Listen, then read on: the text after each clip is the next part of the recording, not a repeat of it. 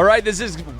All right, this is Wet Your Palate, where we give you a little bit of what to expect. You get to taste what you're about to get and go with your palate. Good. What are you going to be tasting today? Man, we covered on the technical side of stuff. We actually got deep into regulations in the wine world and also appellations. Appellations, AVAs, Vineyard Designate. When we kind of broke it down, made it simple. And really some of the dark secrets of the wine business and the people in the wine business, because there's bad people everywhere. So you'll get some juicy gossip in this one. Dude, Joe dropped the tea, I did not throw anybody under the bus. The tea, man. We talked about Cologne, Napoleon, the Napoleon complex, penis size. I mean, you know what else came out I saw just recently? Doritos did a limited run of a nacho cheese flavored vodka. No shit. Yeah. I did not see that.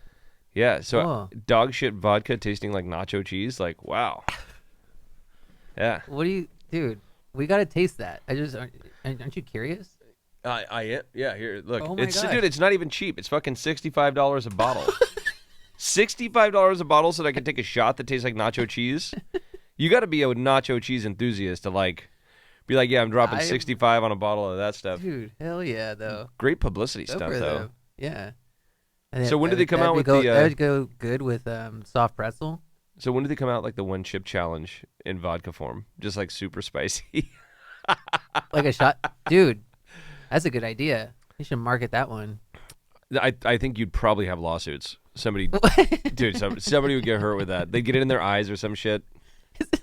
I feel like with those things, someone always gets hurt. Yeah. Like the one chip challenge, like. Yep. Yeah. That didn't last that long. I thought that was really cool, though. You did it.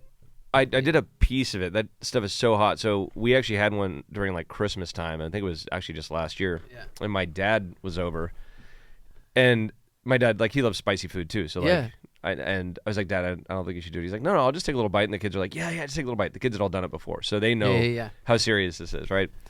And so they give him like a little chunk of this chip. It was the one. It wasn't Doritos. I can't remember the brand that it came from, but it's like the black chip, and it comes in a coffin. Yeah. And it's in one bag, and you open it up. And anyways, my dad took it. He like took a whole thing of cottage cheese, whole thing of yogurt, walked outside for like 30 minutes. Yeah, it was the Packy one chip. Oh, wow. And so he just like red faced. He's like, comes in like later, and he's like, that was absolutely horrible. I was like, oh, you only have half of it right now. You wait until it comes out the other end. Like, it's not good. It's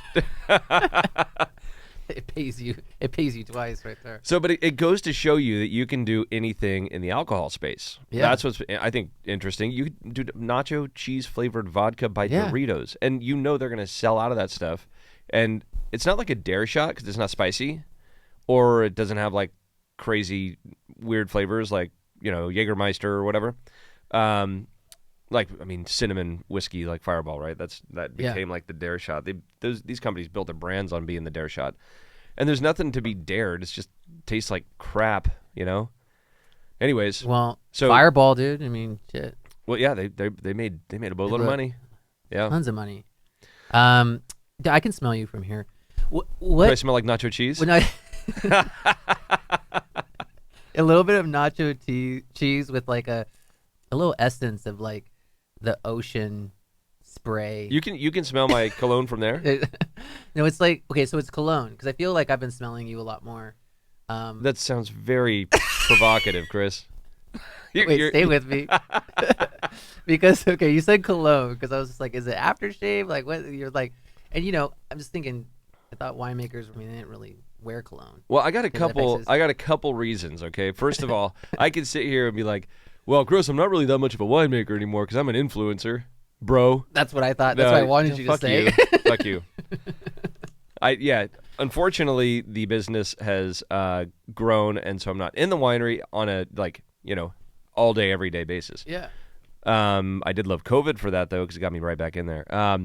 But no, we got a great team, and like they're awesome. So, you know, I still consider myself a winemaker, but I'm not doing the blocking and tackling on a daily basis. So. And now I wear cologne, which I never wore cologne. I never used scented lotions. I still don't, but like all that stuff, even like hairspray and crap, whatever the products are that have scents to them, because I didn't want it to screw up my sense of smell or taste. What's the cologne you're wearing? My wife likes me to wear cologne, and so I wear the cologne she likes that she buys for me, and it's called Creed. Excuse me for 1 second. With arms wide open onto the hill. Yeah, I don't know the lyrics. I want to smell like Creed the band. That's what I thought. Like sweaty ball sacks in a crowd. Yeah. Is that what I smell like? You said the ocean. Were you to be nice? Were you thinking about something? Yeah. I was like, if the ocean had a ball sack. So it's that. Wait. Or pull it back up. It was the one on the left. That's the one that she likes, and that's the one I get, and I think it's expensive as shit. Yeah, $265 a bottle, dude. Dang. So Aventus and Creed, they're still, this is from what I understand, because I like looking up the brands and like seeing what and who's behind them. Yeah. Or if it's just like a conglomerate, and I really enjoy supporting family owned and operated, especially if they got history and great story and all that. So we just read it. So this unique story began in 1760 when a pair of scented leather gloves were delivered to King George III by a new London tailoring company founded by James Henry Creed, et cetera, et cetera. So you're going back 1760. And so they became like a producer of cologne or scents for royalty in Europe.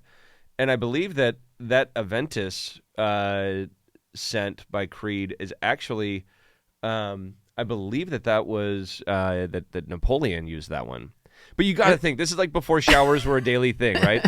So they're probably dousing themselves so they don't smell like just, sweat and dirt and garbage and war and whatever. And so I thought it was pretty cool. It's a cool story. It's still family owned and operated. They're not like huge, but they're expensive, obviously. Anyways, I'd recommend anybody trying it out. If you're looking for a Christmas gift, boom, got it. Yeah. Oh, all right. So this was Napoleon's scent. That's what you're wearing. That's what you smell like. I smell like a little man. Yeah. A little tiny. A little man. This makes me feel big. Napoleon wasn't that small. If you look at the Napoleon history, it's actually like, I think it was in the UK, and there were cartoonists that were making fun of him in like a satirical way, right? Because like satire was one of those things that was allowed in these countries that didn't have like free speech. Yeah. And they depicted him as like a small person, and then that just kind of continued on. And I mean, he was like 5'6", 5'7" or something. When Napoleon's death certificate estimates that his height when he died was between 5'2" and 5'7". Wait, what? Okay. So Art just brought up. That's pretty broad, man. That's like, did he get his legs cut off or something? What was that from? Let's just say for a moment that he's 5'7", right? So I'd say that's on the shorter than average side, but that's not small man complex, right? That's not the Napoleon complex that we all call it. And nobody taught us this in school, right? It was just like, oh, the Napoleon complex is, when you get a lifted truck because you got you're short and you got a small dick. Yeah. I mean, they always insinuated the small penis part of it. The teachers never said he had a small penis. But they kind of they gave you. We all walked out of history class and were like, dude, Napoleon, he was a badass warlord, but dude, he had a small dick. Can you imagine? I mean, that's some messed up shit, because, I mean, you're saying like they were talking shit, they kind of created this rumor that lasted for centuries. Till today. Yeah. Yeah. And now, and here we are for like in school, and they don't even tell us the truth. They still just kind of like pass it off. It's like, he was really short. This is interesting. Somebody's got the excuse that, I don't know why we're talking about Napoleon. I know. Somebody's got the excuse that the standard explanation for Napoleon's mistaken shortness is that French inches of the era were slightly longer than those in England. What the fuck? You couldn't even get all of Europe to agree on one like level of measurement. Like back then, whoever came out with 6 inches was different. We're slightly I know, dude. Wait, can we bring that back? I'll be like, yeah, girl, I'm 10 inches in 1780 UK measurement. Oh man.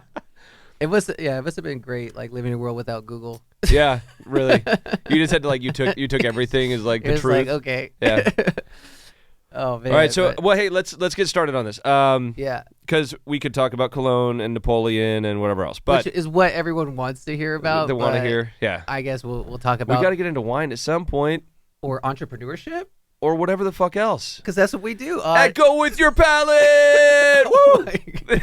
You got Joe Wagner and Chris Fat Mario Rubio here, your hosts, and we are going to talk about a lot of whatever the fuck else today. We're going to get into some shit about wine too, but I'll let Chris guide that because he's the winemaker now. Yeah. Oh, wow. That's great. I'm sure everyone's happy about that. Yeah. as I'm like, hey, can we talk about Vineyard Designate, please?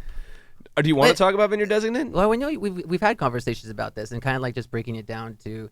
I think it's always interesting too when we're talking about even like the percentages of fruit to be considered Vineyard Designate. What is a Vineyard Designate? What is an AVA?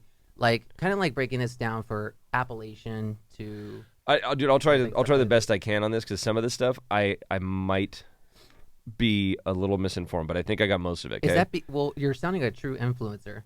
But all you have to do is just say it like it's like it's a fact. Like, okay, that's all. This is all fact. I know this is 100% truth. No, so I'm going to start with like the highest tier, right? So we're talking U.S. regulations. Yes. So estate bottled is like, and it's very seldom used, just because it's like you'll find a lot of estate bottled. You go to a tasting room and that sort of thing, but that has to be 100% produced off of the estate of the winery and produced and bottled at that winery estate. Now, when you say estate, it doesn't mean that it needs to be from that one location that is contiguous to the winery. But this is the one part I'm not 100% sure on. I believe so. I know you can use other vineyards. So, say we had 3 Cabernet vineyards here in Napa Valley, and we were producing them all at one winery, all the way through to bottling. We can call that estate. Okay. Okay. If it's within the same appellation, I believe. That's the one thing I'm not sure on. So once you go outside of the appellation, you can no longer call it estate.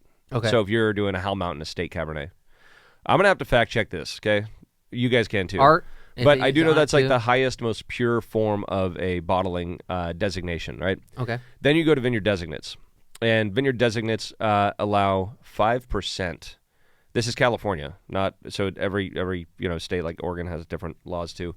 So I'm talking California in particular here. Okay. So California allows 5% non-vineyard to be blended in. That's the maximum. So, but within that, here's like some like funny little rules. If you're doing like an estate, or no, not estate, Vineyard Designate Chardonnay from Carneros, and that's one vineyard, right? That's one vineyard property. Might have multiple blocks and whatever else, and maybe you planted some Viognier on that vineyard. Yeah. So you can actually use up to, because that's the same vineyard, and the varietal regulations state that it has to be 75% varietal to call it a varietal. So it only needs to be 75% Chardonnay, and you could still label it as a Chardonnay.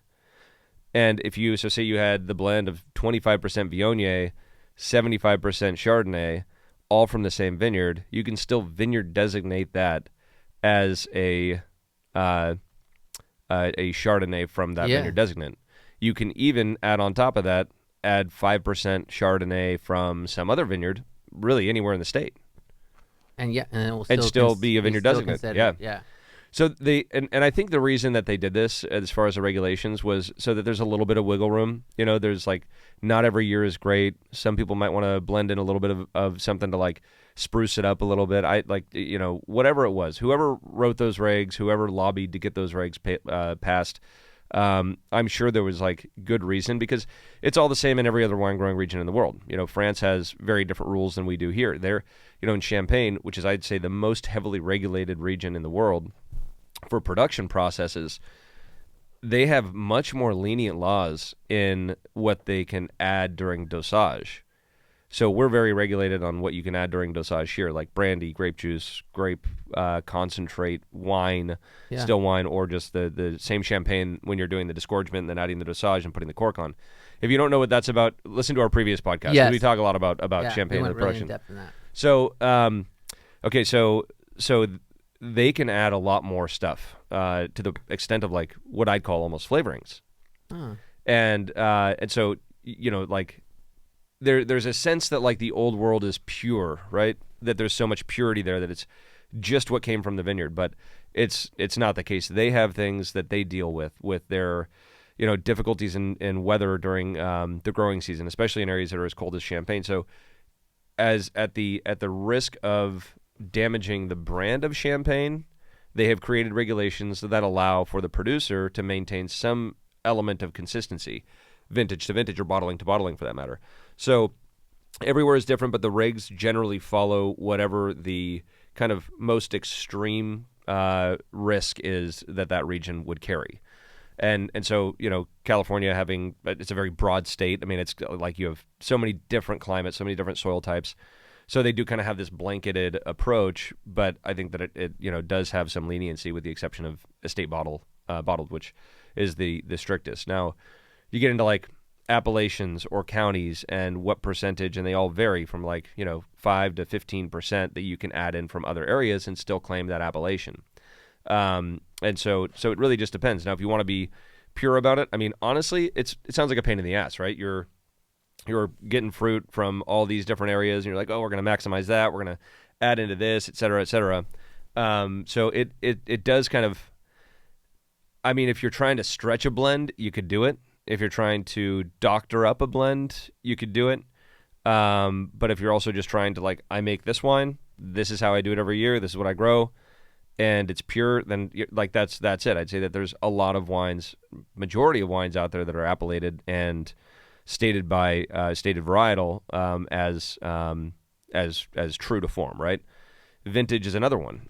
You have a percentage of non-vintage you could blend in. And I think, again, that was a way of saying, okay, well, this vintage, 2011 was a really, really tough vintage in, say, Napa. And so I know that there were a lot of people that took their 2012s, which was a phenomenal vintage, and to get some of that kind of coat that the green pyrazine characters that they had, they blended in a little bit of that really young 2012 vintage to kind of bring it back to what their known style was from all the previous vintages, whether it's years or decades. So there's that part of it. It's pretty interesting stuff. So even when you're doing that, as long as they're coming from the same Vineyard Designate, it's not going to hit that 5% or anything. Yeah. Well, you could use different vintages. So yeah, think of it this way. If you, in its most kind of simple sense, if you wanted to do a Vineyard Designated like that Chardonnay, and you had 5% Viognier from a previous vintage, because that 5% carries to vintage as well for Vineyard Designate. Yeah. You could say all right, well, I want to add this kind of floral note that the Viognier offers, and so I'm going to maximize that, but keep it simple. So it's 95% Chardonnay from this vineyard, and then 5% non-vintage or odd vintage, another vintage Viognier from a different vineyard, different appellation, whatever. Yeah. You can add that in, and still call it such and such vineyard Chardonnay from this vintage. Is there a rule on the amount of vintage that you use until it can't be called that, until it's not that vintage anymore? So for, what I'm saying? Yes. Okay. Yeah, and I believe that's 10%. Okay, 10%. I believe. Art, can you look that up real quick? That's correct, 10%. Yeah. Awesome. So you got 10% for your more broad wines that are not as specific to a Vineyard Designate.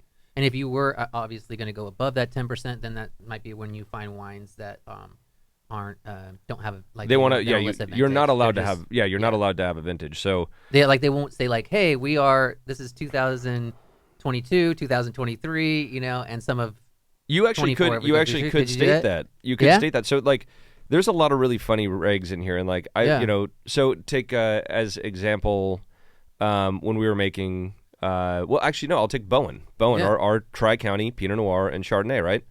So let's just take the Pinot Noir for now. So we grow grapes in Sonoma County, Monterey County, and Santa Barbara County. Yes. And so you can't state multiple appellations, but you can state multiple counties. Huh. And you have to state the percentage of the blend that you used for those multiple counties. So that has to be somewhere on the label. Now, if you go beyond 3 counties, then you are required to go to the larger appellation, in that case, California. So you cannot do a 4-county blend. So if we even had a fraction of a percent, 0.001% coming from Mendocino County that was in that blend, we would not be allowed to call that Sonoma, Monterey, Santa Barbara counties in these percentages as such. Okay. There's a number of other funny regulations. We're just getting into this, right? So one is the red blend thing. So I like to state our varietals on the red blends. You can go down to percentage points if you want, but you can also do it in descending order.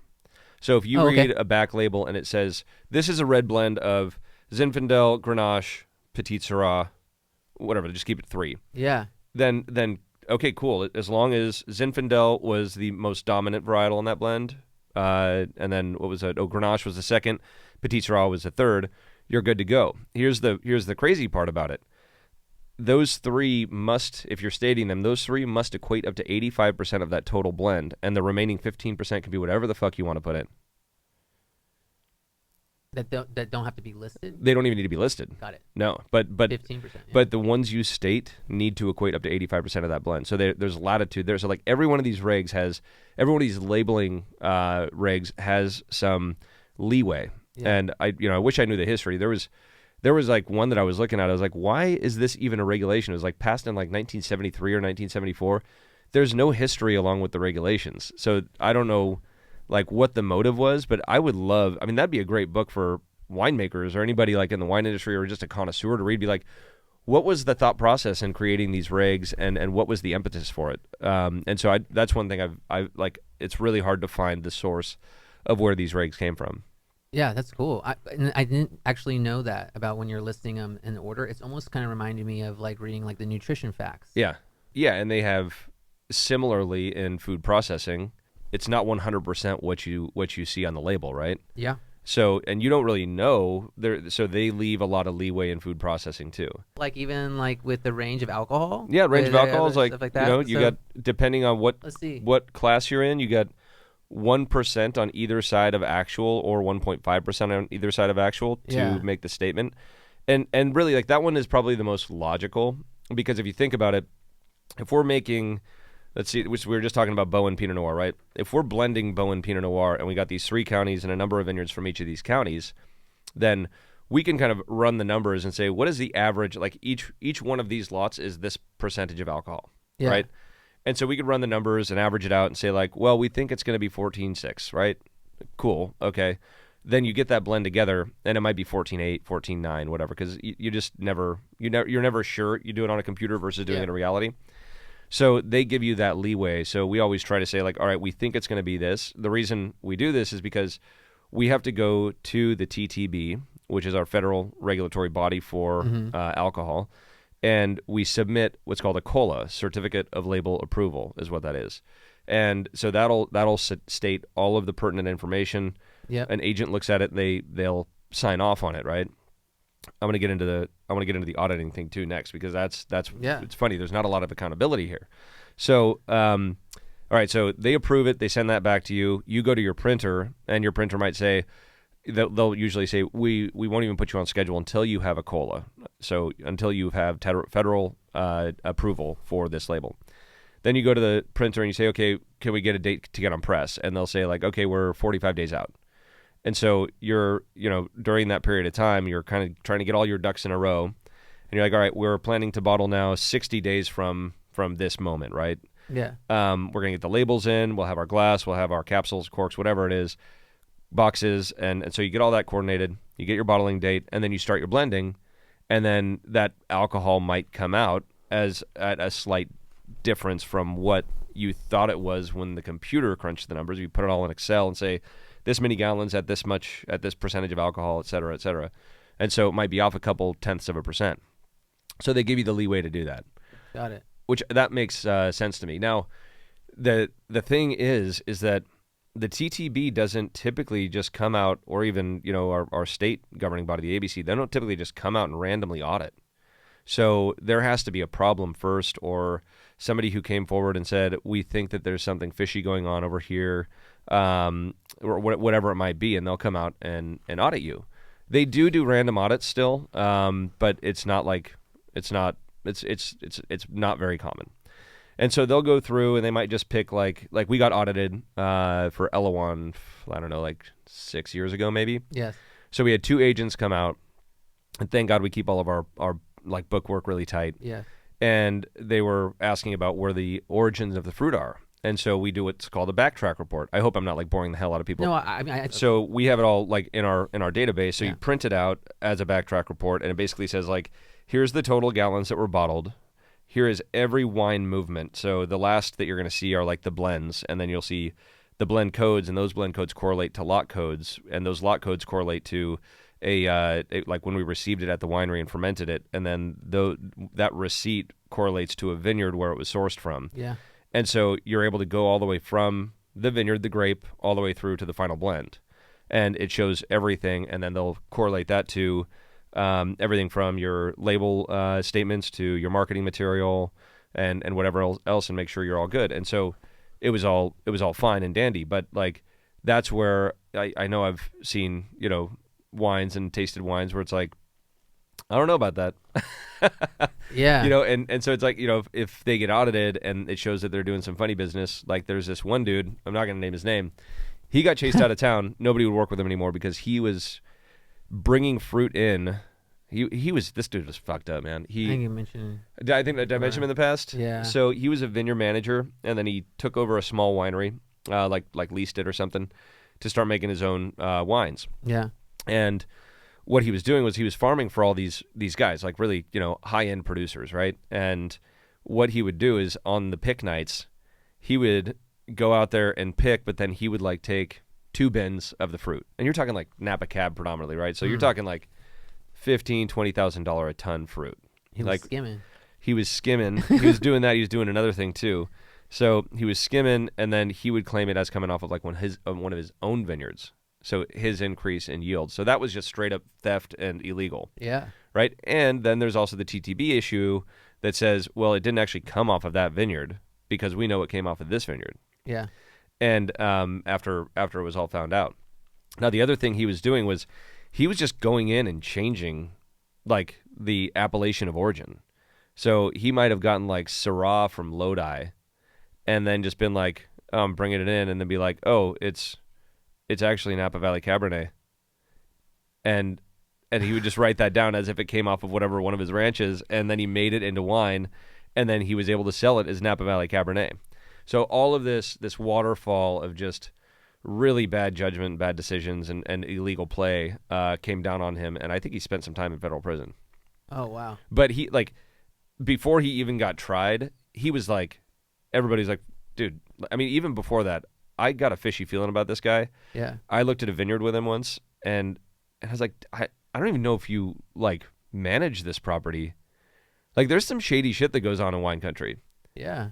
There was this old dude. This is one of my favorite stories because this. Dude, we're getting the dirt today. Can we get it? I'm gonna call this like I like this. This is the OG. Drama. I'm telling you, some people don't have knowledge of this. Like a lot of people don't have knowledge of this. Like background info. I'm not gonna give names on this, but okay. I will tell one story about my grandfather. So there was this old Italian dude, and if anybody knows who he was, he drove like a yellow, like 50s, like early 50s Chevy, I think, pickup. And if you know, so if you know, you know. And he had like he had a big cat sticker, like a Caterpillar equipment sticker on the back of it. Anyways, he's an old dude, and so I'm farming. This is like the beginning of my career, and so this guy would come to my grandparents' house, and he would steal their vegetables because they had a big garden. Mm-hmm. So he'd go out there, steal their vegetables, and then sell them. And then he started stealing tools. This goes back like 50 years, right? Like he was doing this all of his life while he was in Napa. And so like my grandfather started painting all of his tools.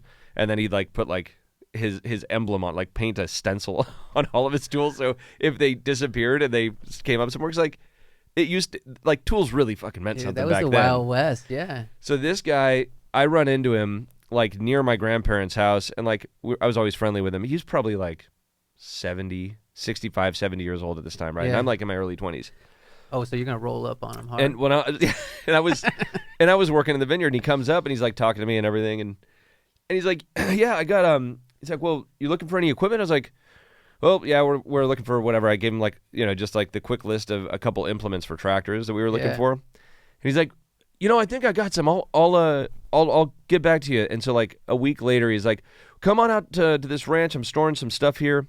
And we go out to this ranch, and I'm like, I don't think this is your ranch, dude. Like, I didn't say anything, But he's showing me, like, it was basically when you park your implement, you just, like, park it, like out in a corner or something, and you just have a lineup. So there was this lineup of, like, shanks and, like, mowers and, like hedgers, whatever, like, all of this stuff. And so he brings me out there, and he's, like, telling me, he's like, oh, you can have this one for this price, you have that one for that price, and, like, you can pick it up whenever you want. And I'm like, dude, you want me to pay you?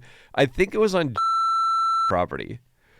And so it really wasn't even. It really wasn't even his property. He just knew they weren't going to be around. And knowing his history, he was just like, yeah, like, meet me there. I'll show you the equipment, because it's like nobody goes to the equipment yard unless you're using it, right? Yeah. That's usually morning and afternoon, and so I think he was just trying to, like, have me go and pick up this fucking equipment and steal it, and then pay him for it. Wow. Yeah.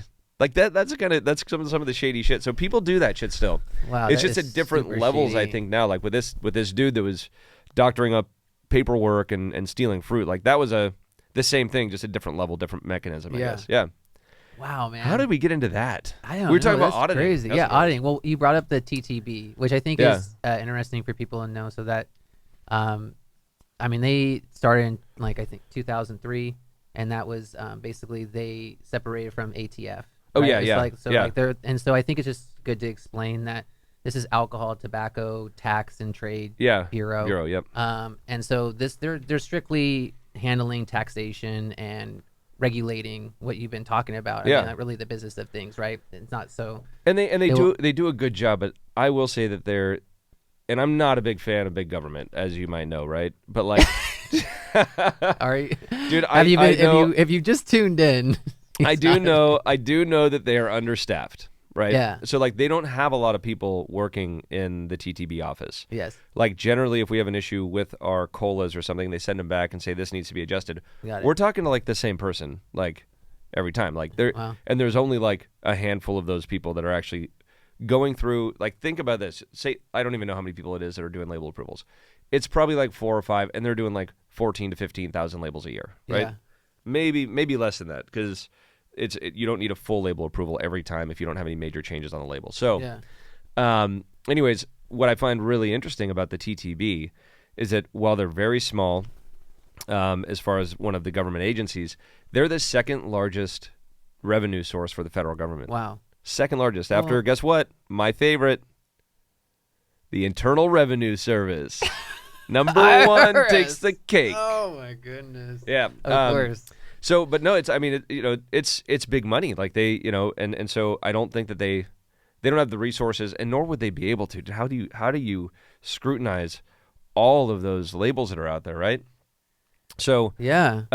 But so I think, especially if you're going, like, you can't do a backtrack report. Maybe at some point, like, AI will help automate this thing, because I actually like the authenticity part of it, like where we work really hard.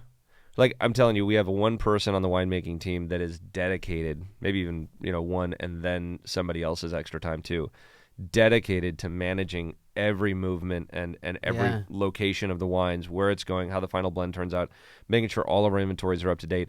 At the end of the day, the main reason for that is so that we're protecting ourselves, so that we can prove the authenticity of the product, and secondarily, so that we know exactly how much money we owe the federal government in taxes, and state taxes for that matter. Yeah. So, and so it's kind of like, there's part of me where it's like, it would be nice if like they handled most of, a lot of that shit, because like instead of like paying whatever. Can you just like let us know? Yeah. Why don't you guys let us know how much we owe you instead? Yeah. So Anyways, it is what it is, and that's the cost of doing business. Yeah.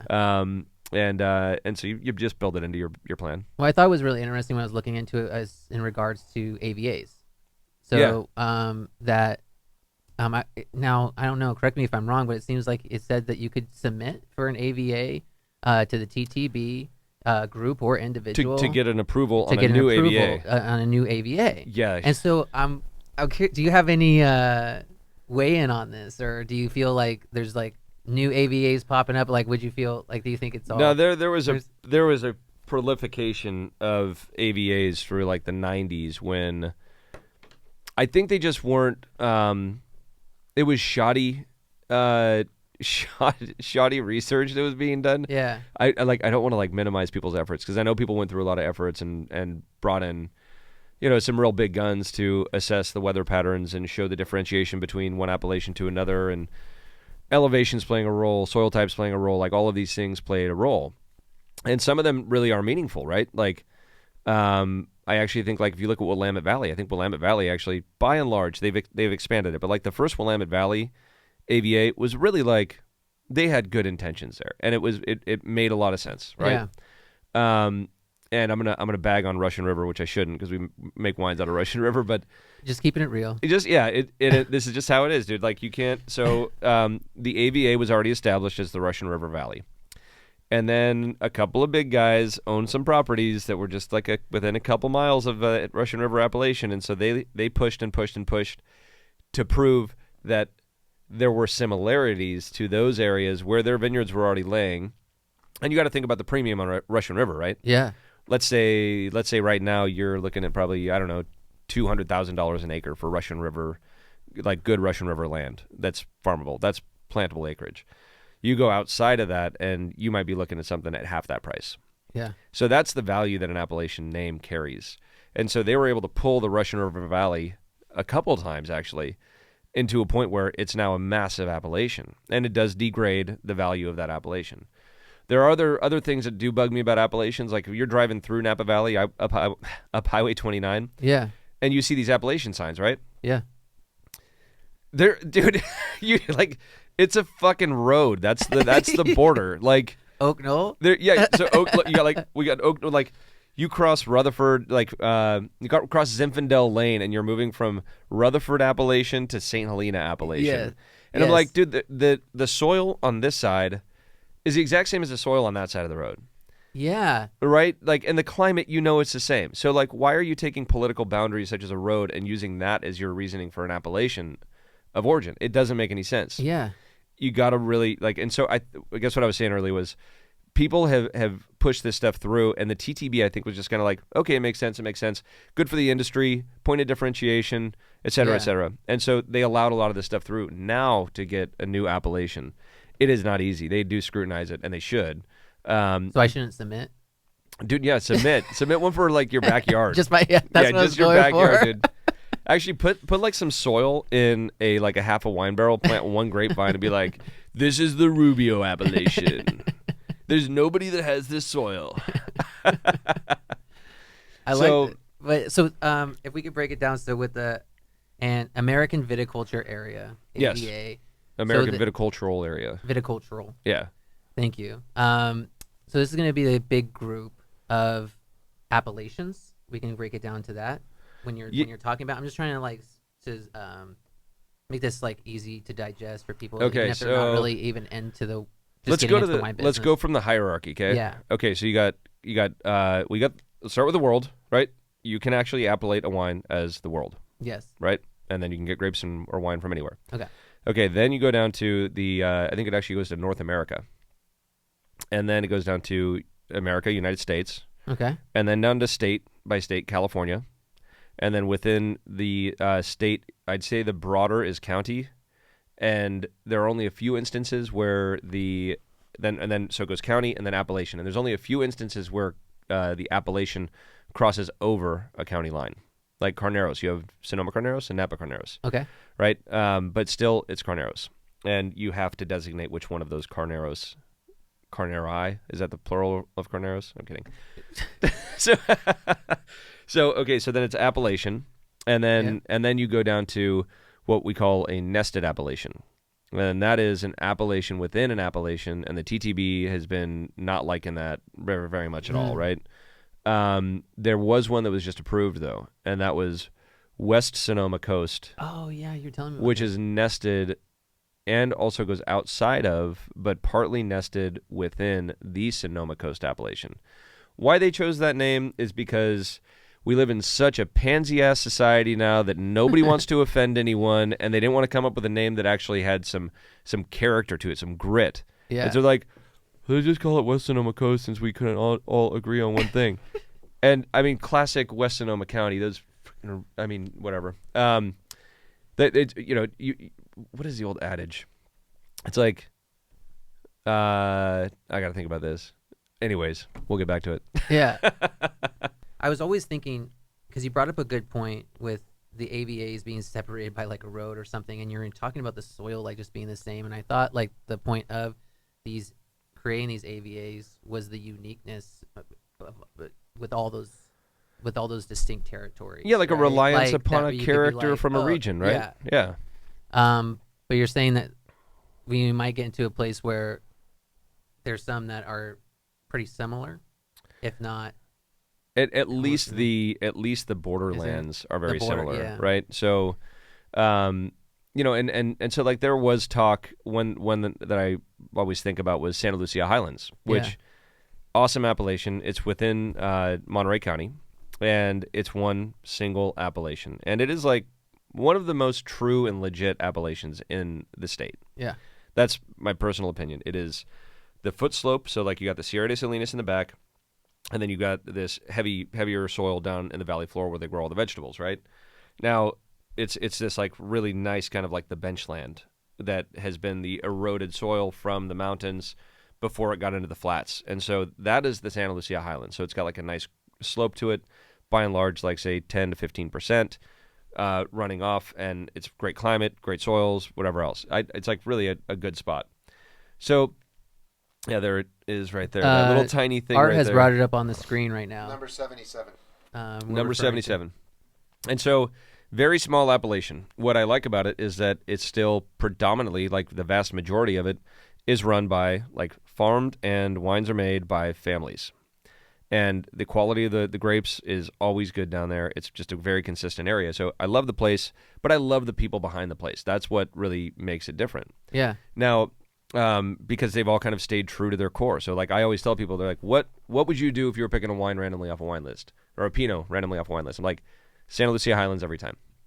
You're going to get a much higher chance of getting a quality wine from Santa Lucia Highlands, picking blindly, than I think any other place that grows Pinot Noir. Yeah. My personal opinion, I like the style of Santa Lucia Highlands. It's big and boisterous. It's kind of like our style, like summed up in one region. So, and nobody's tried to really dumb it down. That's the cool part about it. Everybody's tried to uphold the integrity of the appellation, the styles that come off of that appellation. Yeah. For Pinots, for Chards, I've even had some great Syrah out of there. But, okay, so what I was going to get to was that there was talk about splitting that appellation into 3 nested appellations. I think it was like Lime Kiln in the north, Central in the center, and the Union School District in the south. And I thought that actually made sense because there is a big adjustment in temperature, in particular, coming from Monterey Bay, from the northern portion of Santa Lucia Highlands to the southern portion. Big elevation shift as well, by and large. So I thought that was like a good idea. But then, you start thinking about it, you're like, that gets really confusing. And then, like, the consumer, they're still barely learning about, what is Santa Lucia Highlands? Like, they might have had it, tried a wine, really liked it, but then you're like, oh, this is, let's just pretend it was Belglas, because we would be in the Union District, or Union, I'll call it Union District. Let's say they had Belglas Las Alturas vineyard, and they're like, wow, I really like this wine. Okay, that's a Vineyard Designate, and that's from Santa Lucia Highlands, and it's Monterey County. Yeah. Then you're like, okay, it's from Santa Lucia Highlands, but it's from the Union District. That means nothing to me. That's also in Monterey County, and so it's like, it just gets more confusing. And so you got to kind of like think there needs to be some simplicity with it, but how do you manage simplicity with authenticity? And that's something that's way beyond my abilities, but because then if you're trying to please everyone, and that was the line I was looking for. If you're trying to please everyone, you please no one at all, right? Yeah. And so I think that's a pretty solid little snapshot, and the people that are in the know of the wines out of Santa Lucia Highlands are gonna see and see that gradation and that gradient of style, which isn't a big gradation or a big gradient, but you do see a difference in style from, say, the northern Pinot Noirs to the southern Pinot Noirs, or the northern Chardonnays from the southern Pinot Noir or southern Chardonnays. That's what I was getting at, where I feel like when people are either, if they're just starting to get into wine, or maybe they've been drinking a while and want to just kind of expand their knowledge, that appellations would be something to really kind of dive into to find out. Like when you're saying to looking at a wine list and there could be wines that you don't know of, but if you know that they're coming from San Lucia Highlands, there's some character styles that you could kind of look forward to and the wine that you order and not knowing, and then that way kind of experiencing, knowing that you're staying in the same realm of what you like with your palate. So Santa Lucia Highlands carries that very well. I think Santa Maria does very well too. Yeah. I'd say Russian River is one of the biggest offenders of having such broad variation. Like, you can get some of the, crappiest, thinnest, just garbage Pinot Noirs or Chardonnays out of Russian River. You can also have some of the best wines you've ever had in your life. Yeah. Like, it's just shitty that they've kind of damaged that brand. Yeah. In my mind, I think Russian River Valley still holds a very very high. It's held in high regard by the wine consumers and connoisseurs out there. But they're also the people that know which ones are good, and if they try a bad one, they're just never going to go back to it. It's just kind of how it pans out. I was checking out. Dude, hold on, I got to see. Oh, you got how many are these? Are appellations? First of all, I know Cole Ranch 17 there. I think that is the smallest appellation in the country. Dude, this is just California. Go to zoom out. How many appellations? These are the total number of AVAs. I didn't even know this. Art has now expanded the map that Art had brought up earlier of appellations through California. Dude, and we're just going through that right now. There's 149 AVAs. 149. There's and this is very updated. This has West Sonoma Coast, which was approved. So this is the AVA. There's 149 in California right now. That's what we're looking at. So think about that, dude. Even if you're a very well trained som, the good kind, not the commie som. Yeah. A good well trained som. This is just one state. You got 149 AVAs within the state. That's not including the outlying areas that are not AVAs. Yeah. And then expand that to the amount that are in Oregon and Washington, really at this point pretty much every state. Most states have some AVA or AVAs, and then all throughout Europe, all throughout wherever. I mean, dude, I didn't know there were 149. Honestly, do you have an AVA that you feel that's underrated? In California. I know I mentioned Santa Maria. I think that it does have some good clout, but I think that produces some of. I'd put that as like the top 3 for Pinot Noir and Chardonnay, hands down. Nice. And I think that most people think of it as not there. Yeah. And then right next to Santa Maria is Edna Valley, but that's in San Luis Obispo. Okay. So it's a different county. Yeah. And so it doesn't. I hate to say this. I think that there's kind of a sexy romantic thing that comes out when you say like, this is Santa Maria Valley in Santa Barbara County. Versus, this is Edna Valley in Slow. Like, I mean, I hate to say it, but like, I think that does take I think it took a toll on it. But the wines I've had from there, they're pretty damn good too. Yeah. Yeah. And what about wine regions? Art, I put a link up there for underrated wine regions, because I thought it was interesting. Some of the comments that I saw on there, but. One of the ones that kind of stood out to me, which I've no experience with, I was actually wondering if you did, but Hungarian wines. In Hungary? Yes. I think I've had a few like Tokaj and whatever. But you're talking like wines from around the world. I thought you were talking California. Yeah. Sorry, stepped out of California. I meant like wine regions like around the world. Okay, I'll just jump on and say like near Ensenada, the Valle de Guadalupe. Oh. In Mexico, northern Mexico. Oh yeah. Cool, yeah. Yeah, dude, fucking awesome wines down there. But like, they don't even make it out of the country of Mexico. Like, wow. Everybody drinks them down there. I've had some really good ones. I've been fortunate to be able to go down there and tour and stuff. When you spent your time in Mexico. And so that place is great. And then I still love Mendoza for Malbec and even Sauv Blancs and Chardonnays do some really good stuff. I've had some really good. I really like the Greek white wines, like Sirtico. Really? There's some really good ones. And then one that surprised me, I haven't been able to find enough of these, but the ones that I've had are like just reds from Morocco. And I don't know shit about the regions in Morocco. So like but I gotta tell you, every time if I see one on a list, I'm like, yeah, I'll try that. Yeah. And they're all good. I mean, I don't know if there's accountability to how they're producing them, because I guess it's kind of a developing country still. Yeah. And so, but there are some producers that somehow get their wines over here to the U.S. and like you see them on the East Coast more often. But I've had some really good Moroccan reds. Yeah. There was a comment about someone said that they said Willamette Valley was underrated, and I think there was like 13 follow-up comments about it, and I just thought you'd get a kick out of it, of what people were saying about that. No, I want to see that because I will come right out and say that is one of the most overrated appellations in the world. That's what came out, and then I thought it was a great follow-up because you've been a big promoter of, I know, Rogue. Oh yeah, Rogue Valley. Yeah, Rogue Valley. But yeah, I knew you'd have something to say about it. Yeah, dude, it's like that's where the commie-sammies come in, dude. They just like ruin everything. They try to like fill your mouth with garbage and that, you know, they're holier than thou and that the wine's up there. The thing is, like, the producers, not all of them. So I don't mean to like say it's you know, it's not all of them, but there's like the old guard. Nobody get hurt. Nobody call a hit on me. The old guard, like they are just working hand in hand with these poppers of just, oh god, it's garbage. I mean, it's like politics.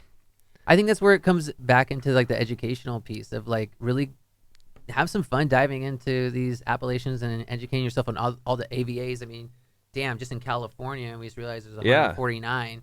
But I mean, when you're talking about, you know, Oregon, it's like there was like a lot of great. I think there's like a lot of great areas that don't get they get kind of overshadowed. Oh, totally.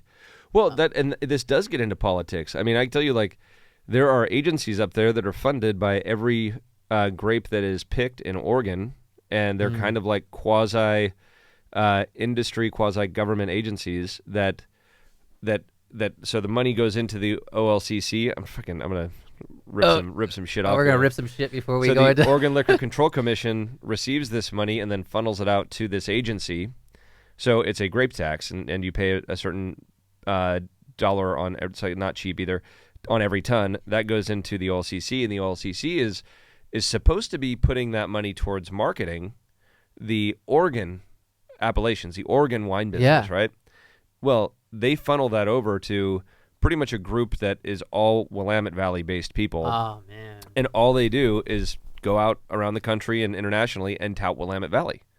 And then they leave all the other smaller appellations or lesser known appellations that I truly believe are better to you know, fend for themselves. Yeah. And it's bullshit. And so there are some good guys that are like, that cause a stink up there. We were part of it and, like, you know, helping launch this thing and fund it and whatever else, so that they had a spot at the table so they could actually pull some of that money that should be granted to the Oregon wine industry, not just this, you know, bullshit agency that is really catering to the Willamette Valley. Yeah. And sucking up to the Psalms. I mean, they do these events up there. I mean, think of it. Okay. What are you going to talk about if you're a sommelier and they're like, hey, we're going to give you a full week-long trip to come out here, taste wines, eat great food, and we'll put you up at a nice hotel and give you a great experience. And are you going to go sell the Willamette Valley wines that are the ones that are like, you know, in effect bringing you there? Yeah. Or are you going to go talk about Oregon as a whole and Rogue and Umpqua Valley? So you're taking like the payoff. Play. They're taking a payoff. Yeah. And then they're sucking the dick of the Willamette Valley. That's it. I was just waiting for you to That's say. it. Just. Can you hear that? No, wait, no. Wait, sorry, on audio, it's more like this. Yeah. I think it's a good time to go into horrible bosses now. No, that was a great. I just want to say, if you're just listening, maybe you should go check out the YouTube channel and also watch matching the audio with the visual I just received from that, because it really completed the whole experience. Willamette Valley has a Napoleon. That's what we're talking about right now. You brought it back, dude. Here's your stand-up work, bro. All right. If you have a horrible boss story, I would love it if you guys sent us that story. It could be short, it could be long, it could be as in much detail. Please don't mention names. This is just a way for us to kind of look into the lives of other people and how bosses can be absolutely horrible, and you know, work on ourselves being better bosses and critique the bosses that are bad. Did you just include me in that? Am I a boss? I don't know, dude. Anyways, you can submit your horrible boss stories to horrible.bosses@coppercade.com. All right, here we go. So I had a boss who would regularly scream at me. Not just light yelling. I mean screaming. There was one time the transmission blew on my car, so I called in and said I had to be towed to the shop and I would not be able to make it to work as I lived in Napa and our office was in St. Helena. She started to scream into the phone about how that was simply unacceptable behavior and I was to get on the bus immediately. I called my grandmother and borrowed her barely working car to get there, and she spent the rest of the day belittling me for my lack of commitment to my job. Another day, I came in to find her at my desk. She had gone through every piece of paperwork on my desk and had destroyed any order there was. We worked in compliance. She proceeded to scream about how things were not complete, and it was such a mess it made no sense. She herself had made it a mess. Power trip, I don't know. Like we always get into this. Like what is the root? The root of the cause here. I think that as a boss, I would say you need to have some leniency. We were talking about leniency on labels and all that kind of stuff, right? Yeah. You got to have some leniency because the world doesn't work without that, without some sacrifice, without some understanding and empathy, right? Empathy. And I'm not the best person to talk about empathy. You're not. If you call me up and you're like, dude, my transmission broke. If your transmission went out like 3 times in like 6 months, I'd be like, you're fucking with me. Yeah. Maybe you should find a better way to like get to work on time. But like for the first like time or two, you're like, okay, I get it. Accidents happen, shit happens. Like, it's like, I don't know. I think a lot of people I've noticed, especially in the more corporate world, like the more structured corporate world, there's a lack of empathy, but I don't know if it's a conscious lack of empathy or an unconscious one. So, and I would imagine that it's a conscious lack of empathy because you have to factor in that there is the risk of somebody always trying to take your job, right? Everybody's trying to climb that ladder. Everybody's trying to get up and kind of show that they've got more importance and than what they're currently being treated as. And so there's this kind of like suppression or oppression, I guess, of call them the underlings in the corporate world. We've seen it in our company, and those people have left. Yeah. One way or another. And oftentimes it's really hard to see that, and like that's something where me as an owner and operator, like when we have a bad seed, it doesn't just come out right away. Mm-hmm. And if you don't have an open door policy, and you're not a small enough organization to be able to have an open door policy where people can openly talk to you and give you kind of like, sometimes where there's smoke, there's fire. Sometimes there's not. Sometimes it's just two people don't get along and there's some shit talking, and you got to manage through that and have them work better together. But I do think that there have been often times when I hear about something from somebody who does not report directly to me, mm-hmm. when they come in kind of in a way, hat in hand, kind of like, I'm getting to this point, man, I gotta tell you about this. And I'll be like, all right, we'll look into it. So it's not like an overnight process. Like narcissists and shit, they don't just come out of nowhere. Like they everything is kind of buried under layers and layers and layers, and then their bad habits, their bad behaviors, they start to show within the team or whoever they're managing, and you start hearing little bits and pieces of it until finally either it's a catastrophic event, which happens from time to time, and those are not fun, or it's something where you say like, can this be coached? And it's usually it can't, and then usually it's kind of like, okay, what is the best way to part ways? So I don't know what company this was, but they're working in compliance. It's more than one person in compliance. I'd imagine it's a pretty large or a larger company. Yeah. I mean, they went through their shit. Yeah, going through somebody's stuff is I think that's already, you're breaking trust without. Yeah. I don't know. It didn't sound like the facts were gathered to like really even have a reason for that. I think you have to show trust to get trust. If I heard that somebody that was in a management position was going through somebody else's stuff, they'd probably be shown the door. Yeah. Like that's just a straight out like, right on. This is a problem. Yeah. I don't care why you did it. There was no reason for it. Exactly. Other than you're trying to dig up dirt, trying to like frame the person, whatever kind of crap it is, right? Again, oppression tactics. Yeah. Holding something over somebody's head, like that kind of stuff, never creates good, like a good team environment. Yeah. I mean, we fortunately don't. I don't think we have that in the organization. I mean, it does pop up every once in a while, and we rectify it. So yeah, that's it. I hope Mr. or Mrs. here, I hope you got a new job and are working for a good team, because it makes a world of a difference. Whoever you are. So that's my TED Talk. All right, I like it. All right. Signing off for the day. Yeah, we'll see you later. Is there anything you want to say about your cologne or your gray hair? We didn't even talk about your gray hair. You didn't even get to talk about my gray hair. Well, maybe we'll get to that next episode. Maybe we'll next leave episode. it with a cliffhanger. Why do you have so much gray hair? Why does Joe have so much more gray hair? Because I don't dye my gray hair. Is it stress? Is it? Dude, it's dark. Do you see that? You dyed it. No, All right. Do you see this? It's starting in the middle and growing out. Like I will be a overweight silver fox before you know it. I think you're already there. All right. See you guys next time. Thanks. Thank you, everyone, for being with Go With Your Palate. Adios.